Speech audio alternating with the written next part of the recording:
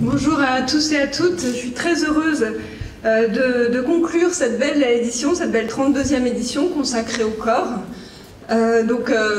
Effectivement, c'est un sujet nouveau au FIG, moins nouveau après ces 3 jours, et nouveau même si, comme je le disais en introduction de ce festival, les éditions précédentes du FIG, certaines éditions lui faisaient déjà écho, comme par exemple les éditions sur l'alimentation, sur la santé ou sur le fait d'habiter.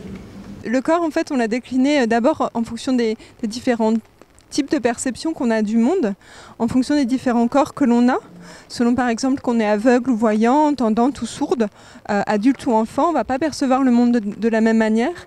Et on avait envie de donner la place à ces différentes manières de percevoir le monde parce que c'est la condition de l'inclusion, plutôt que de renvoyer toujours à des limites et des handicaps.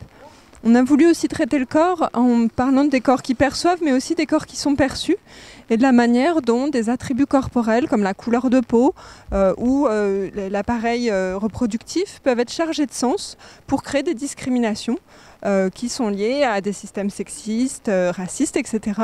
Et comment ça limite l'accès à l'espace public, ça limite la mobilité des personnes, et parfois ça crée des divisions à l'échelle d'une ville ou même d'un territoire. On a vu le cas de l'Afrique du Sud pendant l'apartheid. On a abordé des aspects intimes aussi, avec toute une partie de la programmation qui était sur les géographies des sexualités.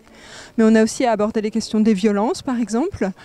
Et puis enfin, on a voulu parler du corps dans la pédagogie, c'est-à-dire le corps des élèves et des enseignantes, et aussi la manière dont la géographie, la transmission de la géographie implique quelque chose de très corporel à travers le terrain, par exemple. Et on a voulu transmettre aussi des outils pédagogiques innovants qui mobilisent le corps, comme le débat mouvant ou les jeux de rôle et le théâtre déclencheur.